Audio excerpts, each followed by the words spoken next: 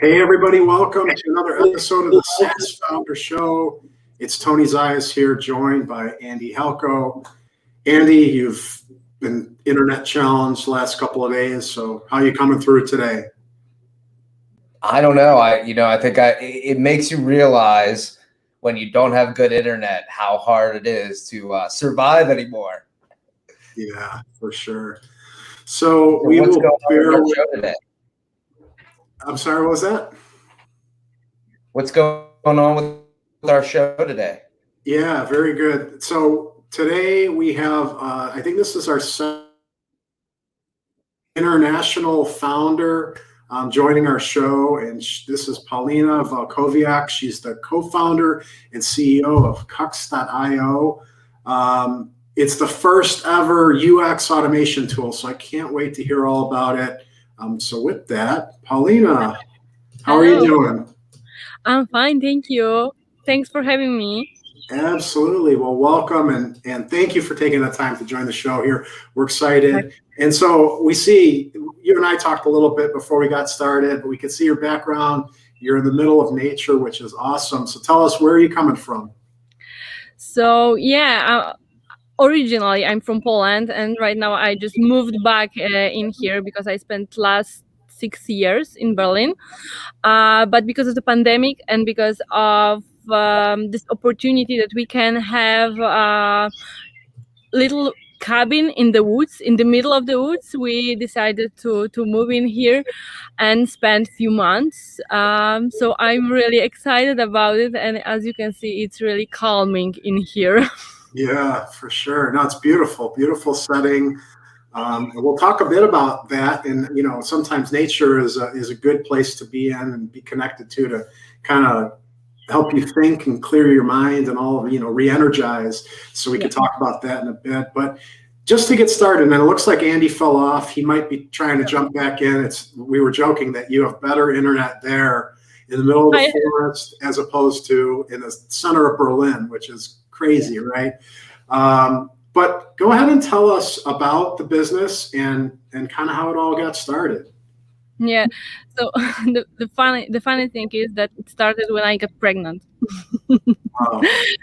So it's not the usual way to start the business, I guess, because usually when people get pregnant, just get scared and trying to figure it out. So we decided to start our business because I was scared, but I was scared that I will be not able to be in a business. I'm not this type of mama bear, if you know what I mean. I just wanted to be myself and be in a business and try to focus not only on child, which I really wanted to have, but I wanted to be a mom. But I wanted somehow to try to deal with both of the roles. And the same was for my husband. He didn't want to be the weekend father. He just wanted to spend 50-50 time with our child. So our idea was to combine our experiences and try to do something which we already had in mind. So the idea was there, but we were not brave enough before to start the business. So my background is a marketing researcher. I also run some customer experience research. I'm anthropologist. So I knew how to analyze but people behaviors, and I did it offline. And as my husband is developer with a long way till back then, developing some programs, I don't know, services, websites. So we decided to combine our experiences, and he was also curious how this digital users behave, what they do, how we can just see what they do. And the research is not really seemed to be not really accurate, because it's not natural situation. If you want to watch somebody doing something on a computer, it's so unnatural. It's like I'm not really in this digital world. So we were thinking, what can we do to just do this research to understand how users behave, how they interact with our websites online. And we somehow translated what I've learned as a marketing researcher to this digital world. And firstly, it was more like user recorder. We were recording the visits. We wanted to do something better than it is on the market. But after some time, we realized that it's not enough. Like, people don't understand qualitative data. People don't understand where to look at user behaviors. People don't know how to analyze the data. They are afraid. They are scared of the analytics. So we tried to automate it, to pre-analyze it, to find the patterns for them, and that's how UX automation concept was developed, was designed. And right now, we are the first tool which gather user behaviors, which recognize behavioral patterns, experience of users, and translate it into the insights to our customers. So yeah, that was the way.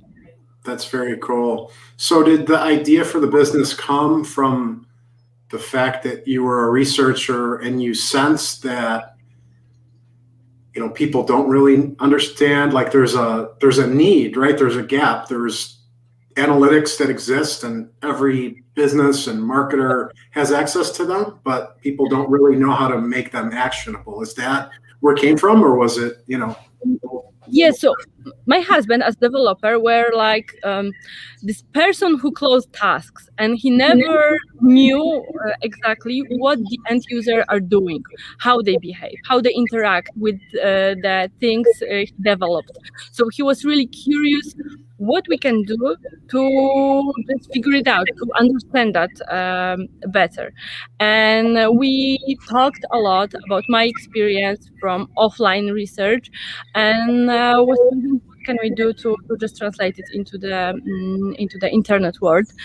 So that was the thing. So we really wanted to give this new context of user behaviors, because usually, if you want to know how people interact with your website, with your digital product, you just run UX test. But as I said, it's not the best way, I guess, and it's really expensive. It's time consuming, and in this world, you have to react and act really quickly. So you have to analyze constantly what is going on. You have to test new ideas, and you don't have time to organize the whole research every time.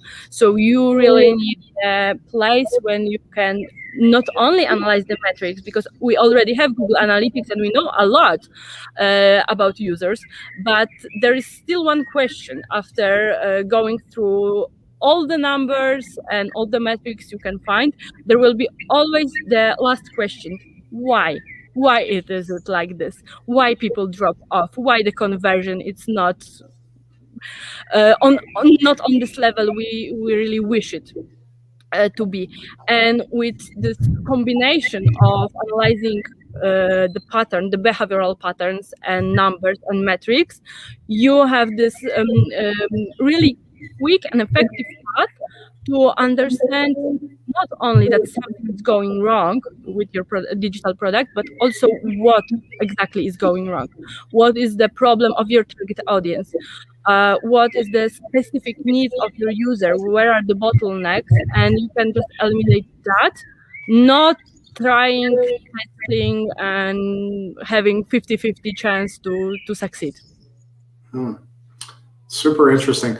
I saw that it looks like you have a publication that focuses on what's the difference between Hotjar and Analytics. And I love that. We're big fans of Hotjar. And of course, we use Analytics as well. But I would love to hear your take on that. Like, how do you use those tools? Like, what is the difference in a nutshell? Obviously, there's a publication out there, but in a nutshell, what's the big difference? And then how do you use those two tools to work together to make sense of, you know, what users are doing? Yeah, so what we do, it's a hybrid. It's kind of a hybrid of Analytics and Hotjar. And first of all, you have to know the context. You have to know what is the journey of your user to just come with some funnel, to know how to build a funnel, conversion funnel, for example, or any other funnel on your website. Then you can see where is the drop off, and as the final step, you can analyze the recordings. So you are not doing it like binge watching, like you playing all the recordings and looking for something, but you are looking specifically in the pain points, in the bottlenecks, in the moments that have to focus on the solution. So you don't waste your time on watching every recording. You just watch exactly what is really important, what matters for your business goal. So that's how we try to work it together, and I guess it's a perfect combination because you have and are able to gain those insights about what people really need from you. But also you have some numbers, you have some statistics, you have some arguments for your stakeholders to just show them that, hey, we have a problem, we need this solution. And the solutions are usually there. Our users are just giving it to us, them to us. They're just showing us what they need, but we sometimes with Hotjar, for example, we don't know where to look. We have to be really aware of what our users need, and it's really difficult and it's really tricky to not think as we are. So we are always engaged in our product. We are in love in our product, and it makes it causes some problems like IKEA effect. Do you know IKEA effect? I do not. So that this effect says that we are really attached to the products we build by ourselves. And it's usually that we are looking for the good sides, for the strength. We don't want to see the mistakes, the problems, anything that causes trouble. And while we are combining those metrics and this view, this point of view from our customers, as we see our product through their eyes somehow, that helps us to avoid this IKEA effect and to being too attached to our product. So yeah. That's great. So what stage are you guys in at this point? Has this venture been bootstrapped? Have you raised funds? And then where are you guys at with it? So we got pre-seed funding year and a half ago. Right now we are after the round, and we are in this phase of I forgot the English word, commercialization. I don't know if I can say it like this. Like we have this product market fit. We know that it's working, and we are preparing for scaling. That's the best way to describe it. So it's really early stage, but from the very, very beginning, we were really close to the market, and we had a lot of users and customers. But still, it's I guess really early stage. Because when we started, we thought that we will be like Hotjar but better, and people don't need Hotjar but better. People need something which makes analytics more accessible, more available for everybody, for people who just start in the digital world.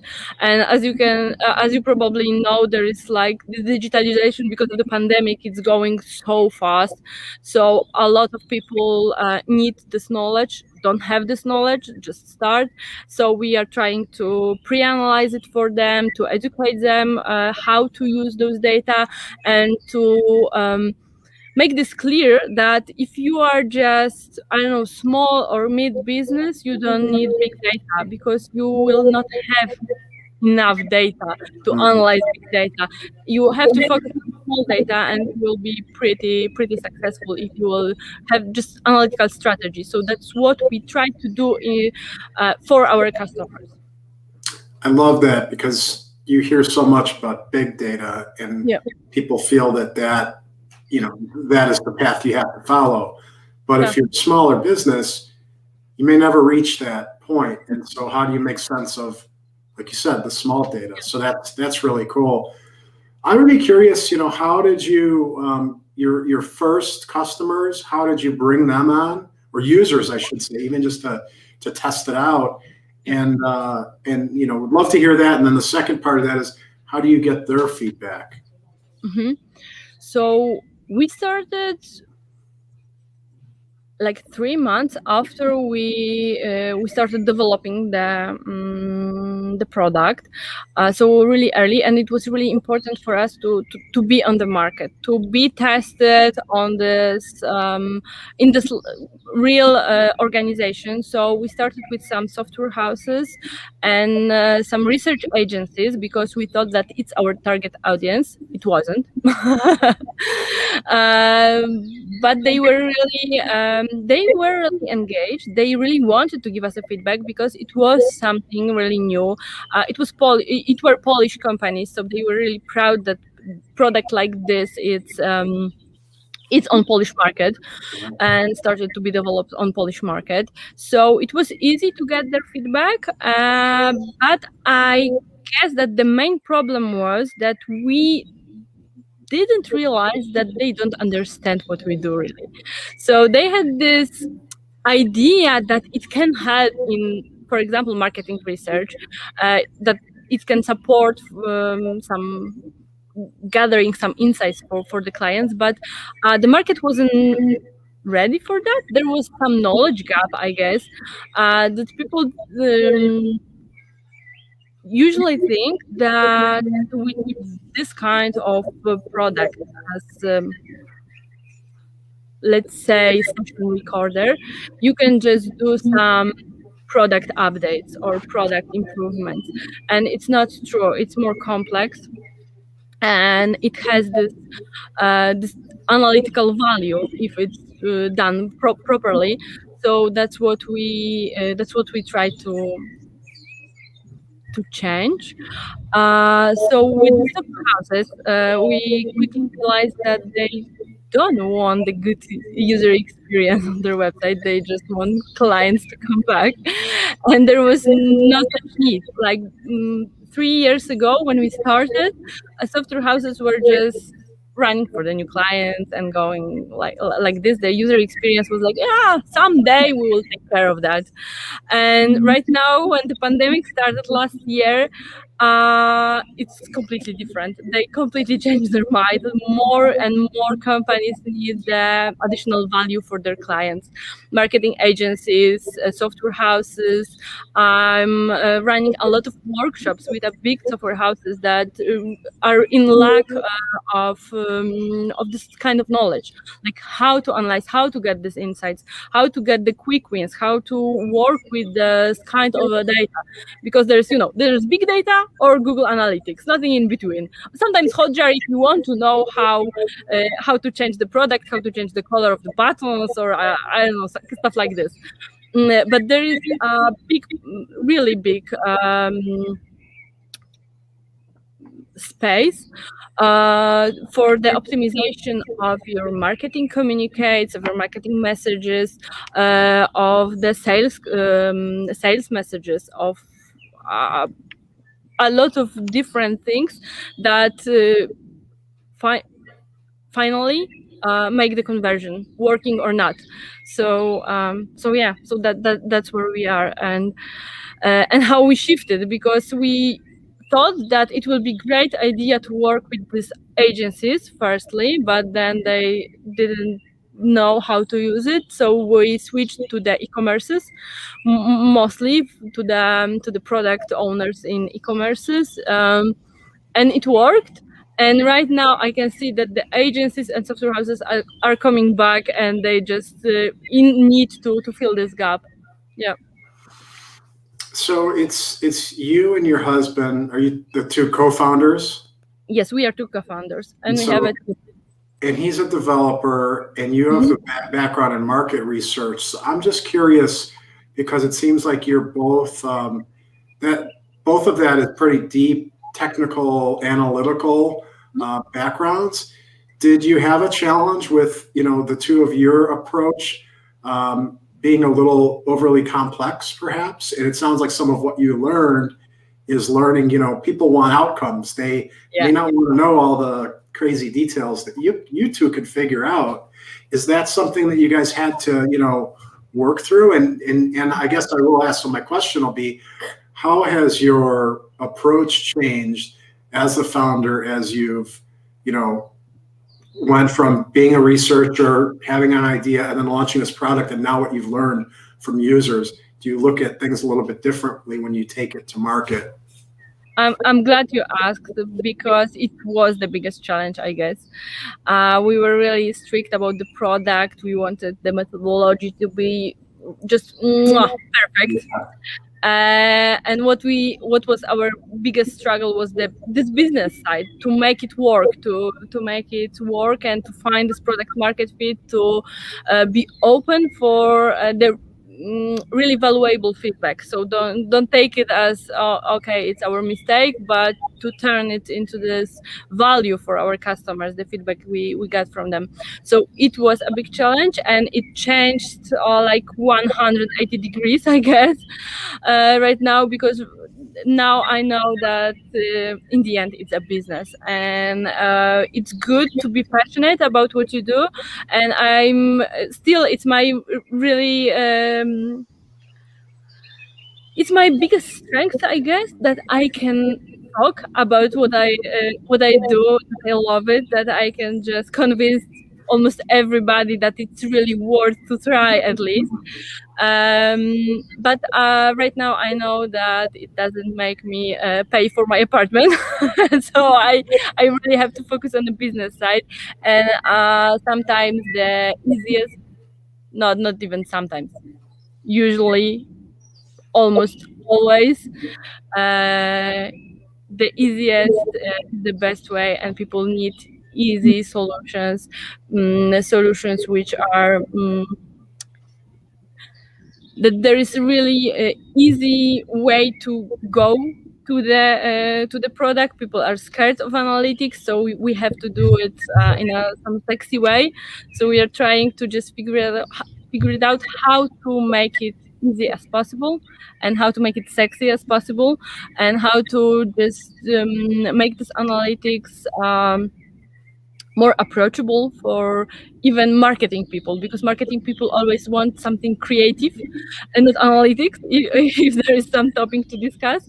And right now I can see that marketing people always also trying our product and going there and trying to be more familiar with the data. So that's our big success, I guess, because it's something that there is a big need on the market for that.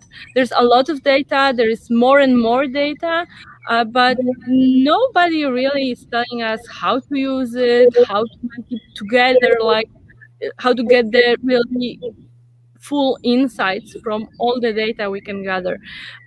So right now I'm thinking in a completely different way. I'm thinking about the solutions, not only my solution and not only my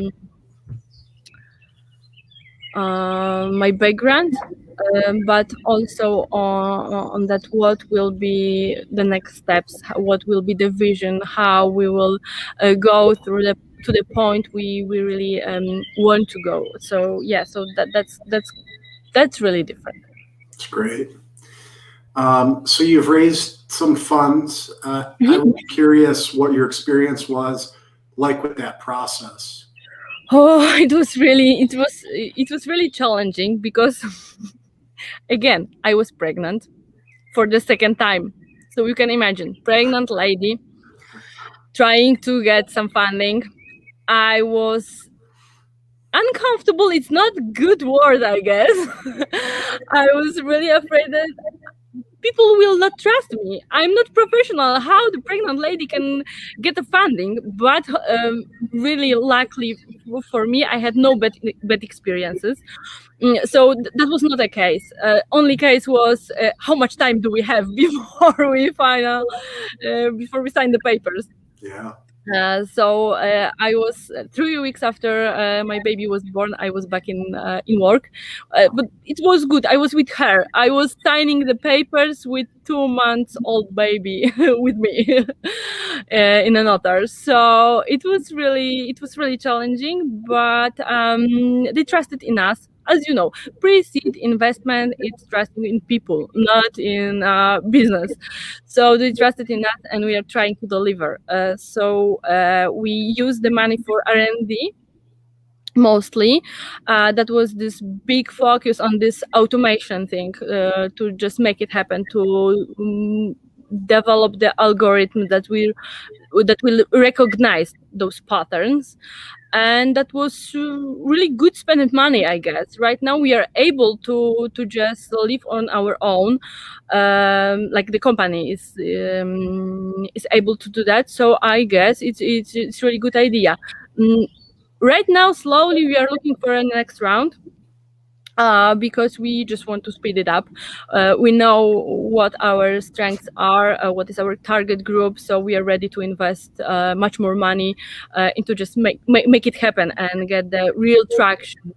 Because of course we have attraction, we can live on our own, but with startups it's like we really want it big. We want to be the number one. So yeah.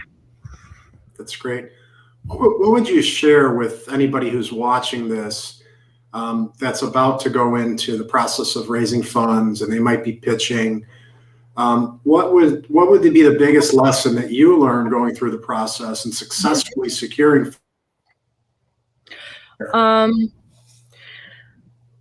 So first of all, you have to remember that it's all about money. So everybody wants to earn a huge amount of money from your idea, and that's what you should try to sell. But that's the most important thing, is that you have to. There is the saying that being a startup and investor, it's like marriage, and that's really true. There have to be good vibes between you, two of you.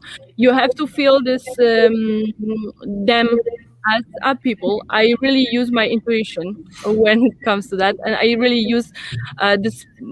I guess it's my woman power somehow, that I really listen to my gut feeling, to my heart, because this is long-term relationship, and you will be with those people. You have to have good relation. You have to feel what your strength and what theirs, so what you can learn from them. And I think it is sometimes it's difficult, because it's completely new type of business relationship, especially if you are first time founder.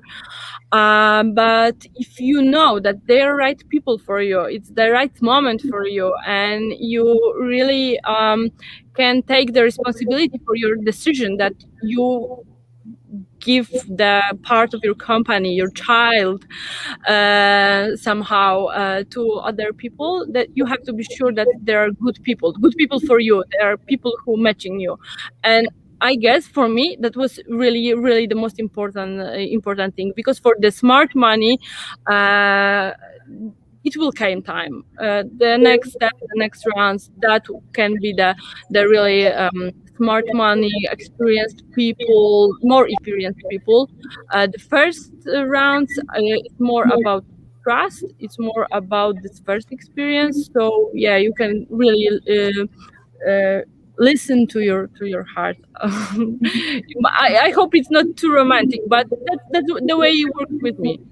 I love it, and we've heard similar from other founders we've talked to, and I do think that that's really important for people to, keep in mind that, somebody else that was on our show recently said, it's not necessarily about the concept. Everyone has ideas. It's the trust that the investors are putting in the people and the team that they can pull that off. And so I think there's a lot to be said for the point that you're making in both ways, that you're finding the right people, the investors for you, and you're the right people for those investors to put their trust in. So I think that's fantastic. It's a great perspective, and you don't hear that as much. So I do appreciate that. Along those lines, I would love to hear from you, Paulina. You were pretty open about the fact that it seems like, you had some self-doubt maybe going into it, saying, what are they going to think? I'm this pregnant woman. I would love to hear. World. So come on, it's like dinosaurs, or not the opposite, because we just start to be there. I guess so. Yeah, and I see like in your LinkedIn profile, you have mompreneur in there. I love that. There's plenty of women out there that have early stage startups or have an idea and would love to get involved. And it's challenging. And there is, the numbers out there about the amount of funding that goes to women and how minuscule it is. Give us some hope, because you have had success here. Tell us about how that felt, how you overcame those challenges, and, maybe share a little bit about that process and journey. So first of all, you have to understand that work-life balance, it's bullshit if it comes to startups. There's no such thing like work-life balance. Not at all. It's like, it's your life. Like your work, it's your life. Your life, it's your work.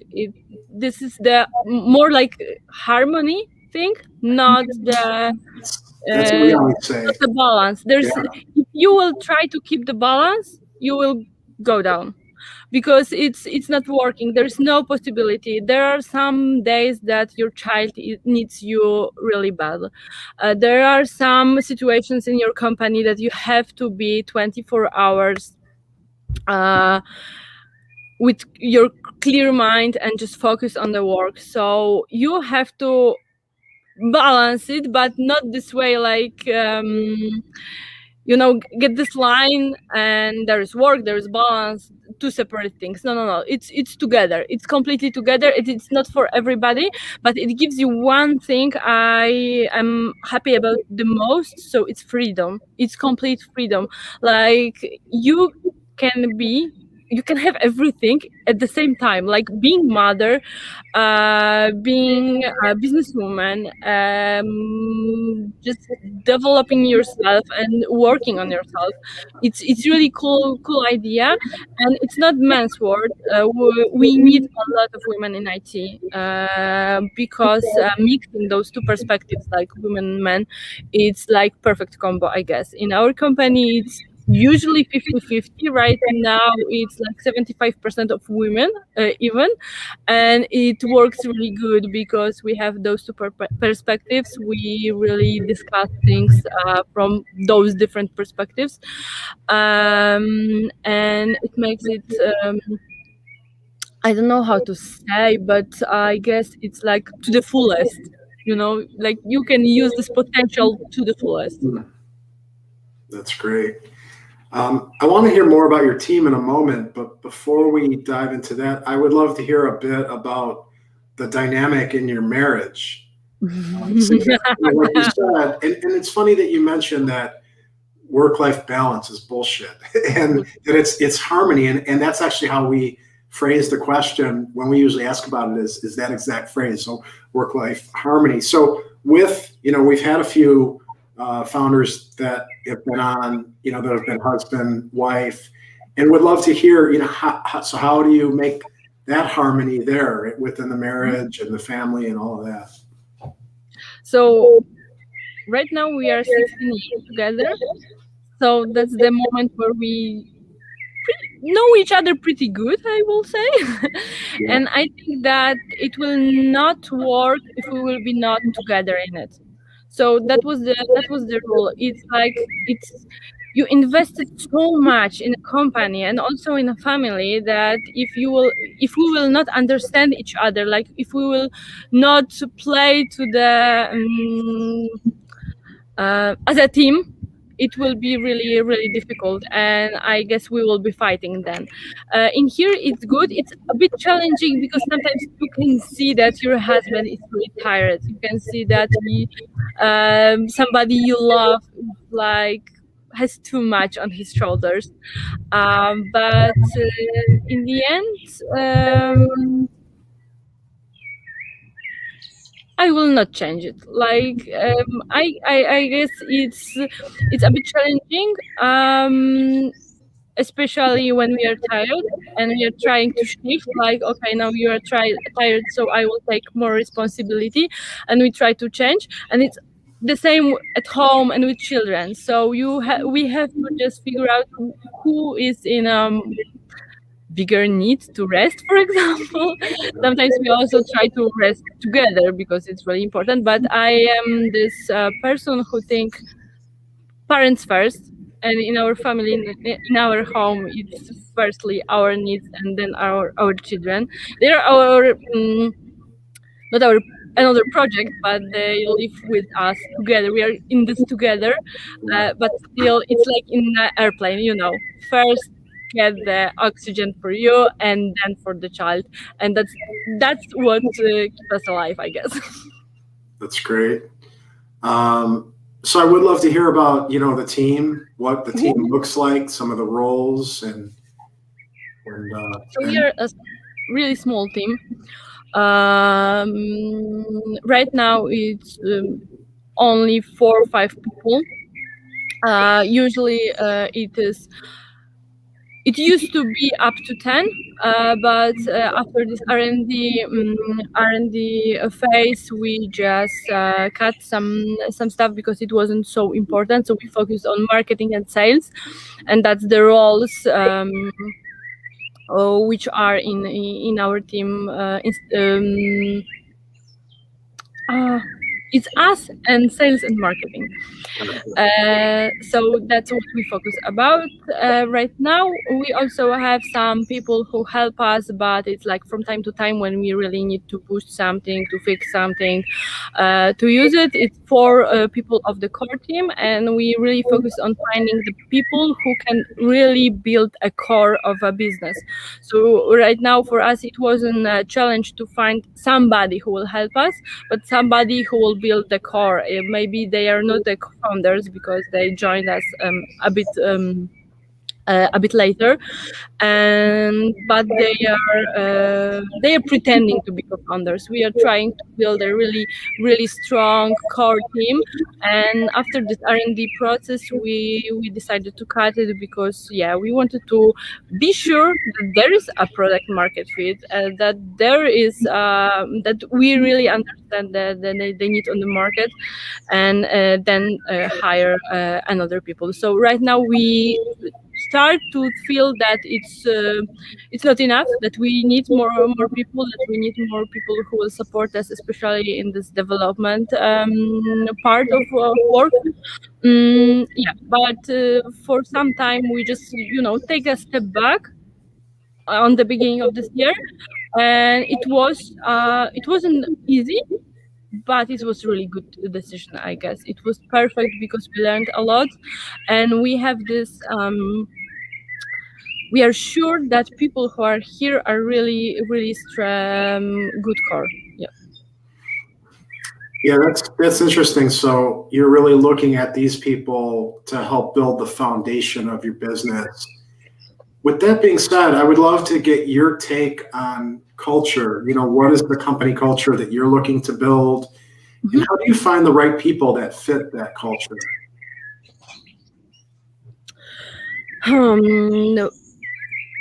Like, we are a family company, so it's really important for us that everybody has a space for their family as well, and we are looking for people who has some lives after the work, because we have this 6 hours working day, and it works fantastic, because you cannot focus for longer, and we really love this, that we can focus in the first part of the day on work, and then just go and live and spend time with our families, friends, and do our hobbies. So that's definitely something I'm looking for. I'm looking for people who are really passionate and who don't say no. Like, they are saying don't work with people who said something is impossible. I only work with people who say, okay, it needs time, but we will do this. We will figure it out. So that's the thing I really looking for. And still, I trust my gut feeling. I have to feel that this person can just be a good addition to the team, have some different approach than we have, so we can just be a perfect mixture. And I guess every part of our team right now is gives 100% of themselves, but together we are like real power. That's great. That's a really interesting and cool take. Just the fact that, the focus on family and life outside of work. And I think that makes for, whole healthy people and, whole healthy business. So yeah, that's great. We appreciate you sharing that. I did see that you gave a TED talk. Yeah, I believe it was in Polish, so I didn't get to really comprehend it. What was the talk about? I would love to hear just a little. Yeah, it was about mompreneurship. It was about this good and bad sides of being mom and entrepreneur and a woman in IT.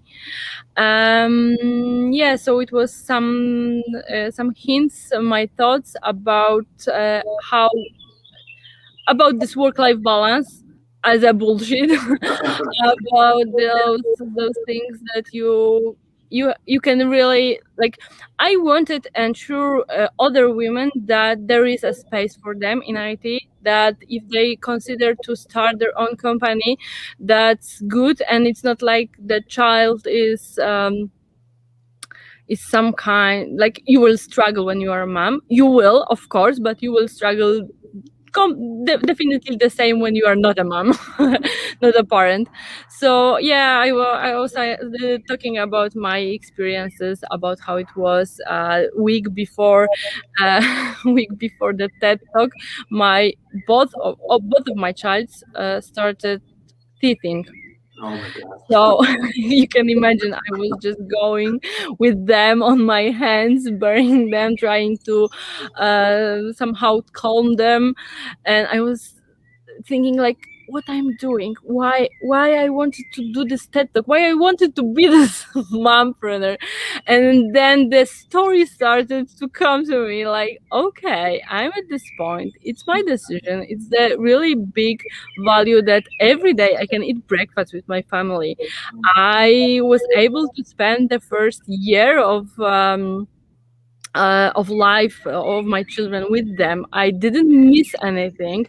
So even if I will be a bit less successful, or I will be slower than other founders, that's totally fine, because I have both of things, and I can learn business, I can learn how to be a mom. So it's just the space when I'm preparing for the real success to come. And this time it's really important, because we usually focus on this end of this path, that we want to be we want to have success, we want to be successful, we want to be there. But I really enjoy the path, I really enjoyed the journey, and it's cool to realize, and that was my TEDx about that. It's really good to appreciate that you can have everything, but you have to realize what is your everything. That is awesome. Really cool. I want to shift gears, go just for a second, go back to the team. Is your team remote? How do you guys work? Yes, we are completely remote right now. When the pandemic started, we decided to just cancel our lease for the office, and we decided to go fully remote. And right now there is no barriers of hiring new people, because we can hire everywhere. So that's the thing. Sometimes it's challenging, but we have our rituals. We meet and play I don't know the English name. Do you know Kalambur? No, you don't know it. No, I don't. Like, you're showing something and the other people is guessing what you're showing or drawing. What is the name? I knew the English name. Like charades? Like charades, yes. Okay, yeah. Yeah. That's great. So we played, and we try to just keep it after hours as well. Very cool. That's very similar to our story. So we got rid of our business, the business got rid of our office space, Yeah. and everyone went remote. And that's allowed us to bring on employees, anywhere, which has been outstanding. So that is really cool. How did the pandemic affect the business? Pretty good, thank you. So a lot of businesses went digital. Also, the big companies realized how important is the online part of their business. So everybody wanted to understand how to react, what to do, what users need, how they change, how their behavior change. So everything changed, and it speed up our business definitely, because there is more and more digital businesses. There's more and more need to understand. There's more the market is more competitive, so you really have to be careful about this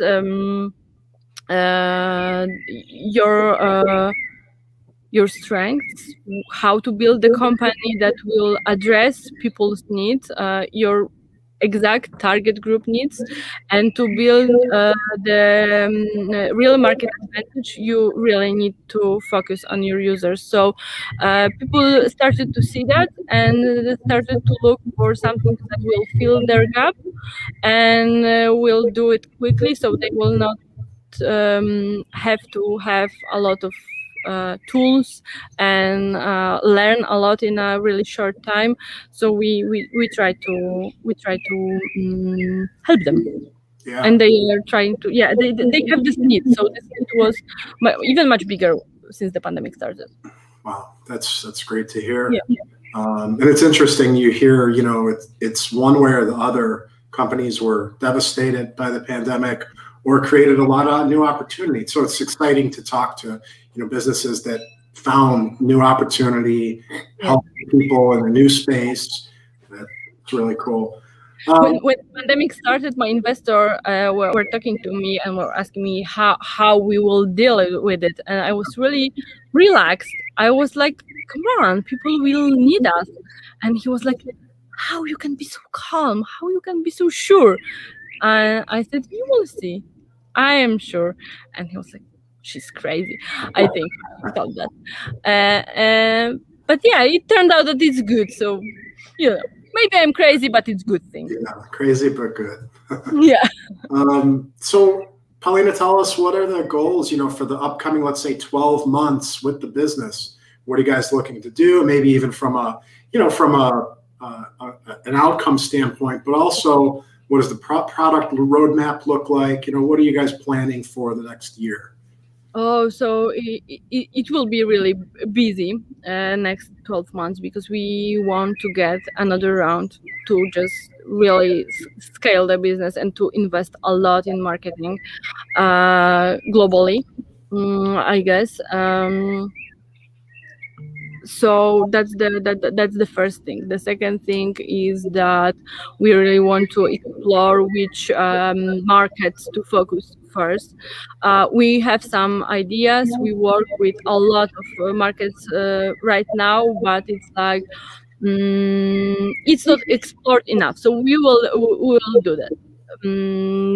With the product, we want to go with the next steps to being predictive analytics tool. So we will try to teach our algorithms new things and try to speed up this way to be ready to predict what users will do, where are the chances that you will sell the most. And on this way, it's a lot of different challenges. But yeah, we'll definitely go this way. We plan some big partnerships. That's the time. For every startup, I guess, there came some time that you have to rely on the partnerships. And for us, it came. So we start to focus on that. Yeah, so that's briefly that's it. We plan new metrics, we plan new modules to analyze marketing campaigns, to use this potential to analyze marketing campaigns. I don't want to say too much, but I guess there is really big chance on this market to use it and to be the first. Yeah. That's exciting. Very, very cool. There's a question that we like to wrap up our shows with, and we like to ask, on this journey being a founder, if you were to go back and be able to have a cup of coffee with yourself, your past self, right before you started this venture, what piece of advice would you share with, your former self? Trust your gut feeling. Be brave enough to trust your gut feeling. It doesn't matter that you are not experienced in business. If you can sense a lot, and if you can sense it, just do it. Don't wait for anybody to tell you that's right. Don't wait for anybody to be first. Just do what you feel, and if you're on the right way, it will pay off. That's awesome. Very cool. Well, Paulina, it's been fantastic having you on. Before we go, tell our viewers and our audience, where could they find out more about you, about the business, pay attention, because I think you have exciting things on the horizon, and we want to know how we can, see what's going on. So if you're interested in this topic, in analytics, look on our blog, cux.io/blog, or just go to our website. I'm available on social media, mostly on LinkedIn. I'm trying to find some time to be active there, but it's not so easy. So yeah, I'm on LinkedIn as Paulina Walkowiak. I'm on Facebook, but not as much as on LinkedIn. And our blog and my LinkedIn are the best sources, I guess. Yeah, definitely. Awesome. Well, that is great. I also sign up for our newsletter because I'm recording some videos for that with our marketing manager. So sometimes it's really funny. So yeah, you can sign up for our newsletter. Awesome. Well, very cool. Paulina, thank you so much for spending your time. This is my favorite. The background that you have is my favorite of anyone that's had. It's beautiful. So enjoy the rest of your day. Thank you for your time. And we appreciate everyone tuning in today. We will see you next time. Thanks a lot and take care. Yes. Thank you. You too. Bye-bye. Thanks.